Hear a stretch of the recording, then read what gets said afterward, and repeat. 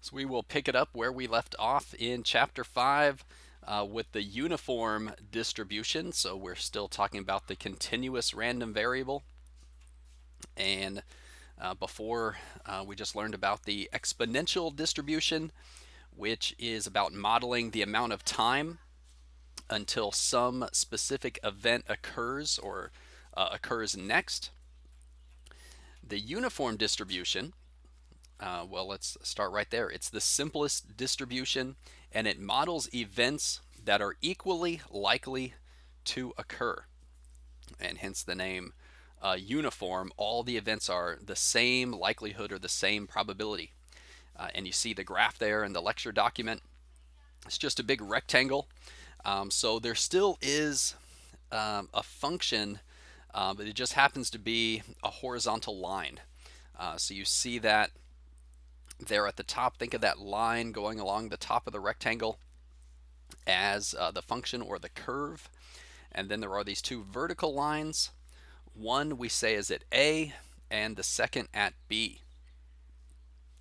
And so the A and the B are like the upper and lower boundaries of the possible outcomes for your continuous random variable. Okay, as I keep reading, it says if the smallest possible outcome is x equals A, and the greatest is x equals b, the probability density function is the horizontal line f of x equals 1 over b minus a. So there's the probability density function again. We don't really use that all that much. That's not the way we calculate probabilities, but it's definitely worth noting. And here, why would it be 1 over b minus a? Well, if you care to know, it doesn't take too much to explain. If you look at the graph, the area of that rectangle would have to be exactly 1 to represent 100% of the data.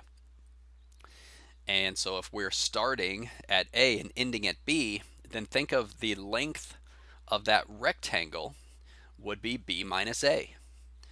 And if the height, right, length times height will give us the area of that rectangle. Well, if the area is 1 and the length is B minus A, then the height must be 1 over b minus a, so that when we multiply length by height, we will get the b minus a's to cancel out, and it would give us that area of 1. Okay, but again, we don't really use the probability density function all that often. Instead, we use the cumulative probability function, which is the following. Capital P of capital X less than little x, so the probability that your random variable is less than some given number, is equal to x minus a over b minus a. That's also not too bad to explain, but let's save that for an example to make sense of it. Continuing to read, also if all outcomes are equally likely, then the mean of the data is simply mu equals a plus b over 2, the average of a and b. So if all the data values are equally likely, then to find the average or the mean, we literally take the average of the a and the b values, a plus b over 2.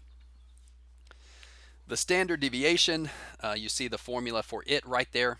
Sigma equals the square root of the quantity b minus a squared over 12.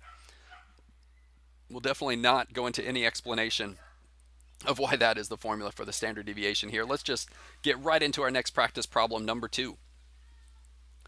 It says the San Diego Unified School District began this academic year on August 26th, 2019. Oh, okay, well, I apologize. This is, it looks like this data is about a year old. So that's when they began in 2019. The age of a first grader on this day is uniformly distributed from 5.65 to 6.65 years. Okay, so you probably know, you might know that there are certain dates when a kid turns a certain age that they have to fall within, and that determines which grade level they go into. So based off of that, a first grader on August 26th could fall anywhere between 5.65 years and 6.65 years old to go into first grade. Okay, so part A. If on the first day of school a first grader was randomly selected, what is the probability that he or she was less than 6 years old? Okay, so we can see the ages of these first graders will fit the uniform distribution because all ages between 5.65 and 6.65 are equally likely. So we know they're at least 5.65 years old, they're at most 6.65 years old, and anywhere in between, the ages of kids, right, is just going to be equally likely all throughout. So how can we figure out this probability in part A? The probability that he or she is less than 6 years old. Again, notice the way it's worded. We always have to find the probability that a child is less than a certain age. So here, less than 6. Let's take a look. So now on the screen, finally, we've got something. We're just going to begin. We're not even quite in part A yet here. Number 2, I'm drawing what would be the uniform distribution graph for this particular situation. So we've got an X and a Y axis. So your X axis going horizontally, your Y axis going vertically. And at some point, we want to fill in the minimum age 5.65, the maximum age 6.65, and we're just going to make a rectangle right there. It's really not important to figure out the height of the rectangle. We could do that. That's where the f of x might come in. But we really don't need to calculate what we're about to do either. Okay. So in part A, we're going to recognize we need the probability, we need the cumulative probability function. P of x less than little x equals x minus a over b minus a, and we're just going to fill in the numbers that we need. So in part A it says, what is the probability that they're less than 6? So we know our little x is a 6. So we're going to just put that little x right there, and we're going to fill in the a. Both the a's are 5.65. The b is 6.65. So there we go, x minus a over b minus a. And all we got to do is calculate that value right there. So you notice, let's see if we do the numerator. That is 0.35. The denominator, when you subtract, you get 1 because it spans 1 year. And so our answer here, the probability that any randomly selected child is less than 6 is 0.35. And we don't even have to round this one. Okay. What would that be graphically? I drew this nice graph, but what would that probability look like? So we could say, well, maybe 6 is about right here. And we're thinking less than 6, so we could shade that area, the area less than 6. So we're saying if we were to randomly pick a point in this large rectangle, what are the chances that it would fall into that shaded area?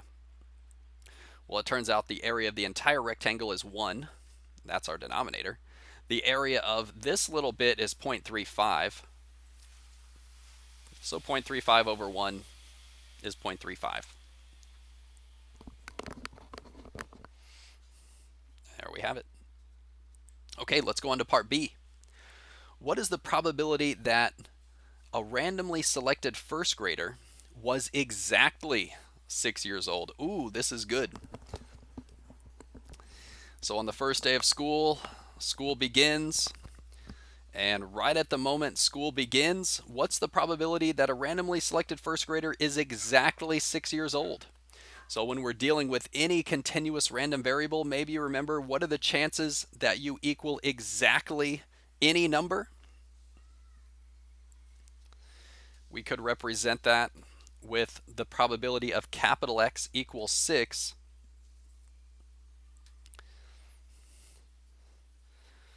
If you wanted to see the picture, that would be like just drawing the line right there at 6. And if you pick a point, it's going to fall directly on that line. It's 0. Now you think, wait a second. How can the chances that a randomly selected first grader is exactly 6B0 on the first day of school? Are you telling me there's no way that it could be some kid's birthday on the same day as the first day of school?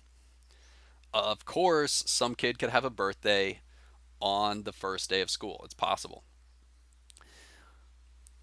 That is possible. A kid could have their birthday on the first day of school, but that's not what this is saying. We're saying at the moment that school begins for that year, at the very instant that the first bell rings to start the first day of school, at that same instant, it's their birth moment, right? That is the very moment that they turn 6 years old. Not just talking a day, we're talking about an instant. And the chances of that are 0. That the moment that bell rings, that's exactly when they were born 6 years earlier. You can't, like, maybe it's really close, but it's not going to be exactly the same moment because that moment of time is infinitely small. And so it simply cannot happen that they'd be born at the same moment. That's a bizarre concept, and that takes a little while to wrestle with, or maybe a lot of people just say, I don't really know why that's true, and they just kind of accept it that, okay, the answer in this case is 0. Of course, I want you to wrestle with it, but at the end of the day, just know that it's 0. Okay, let's move on to part C. Let's go ahead and read it. What is the 80th percentile of the ages on the first day of school?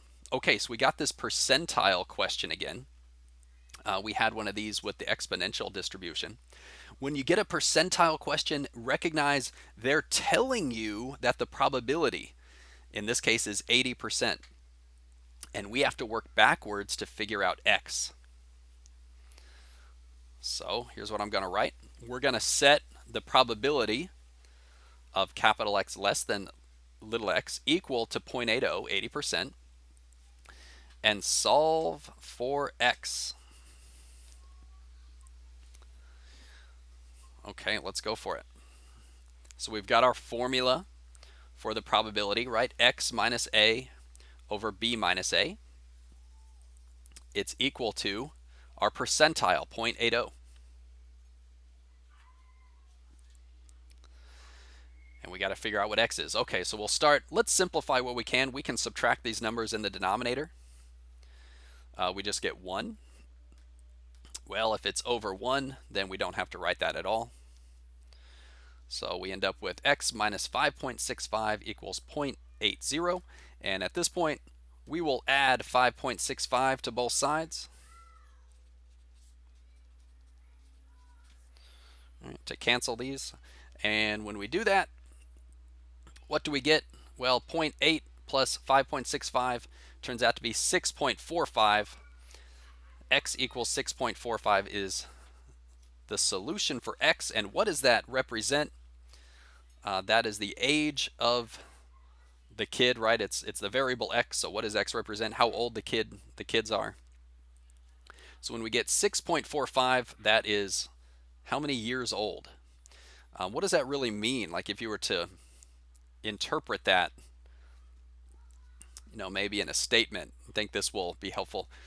Since that's the 80th percentile, it means 80% of first graders are less than 6.45 years old on the first day of school, or even more specifically, at the moment the first day of school begins. 80% of first graders are less than 6.45 years old. Okay, that does it for practice number 2. We'll do the last practice problem in the next video.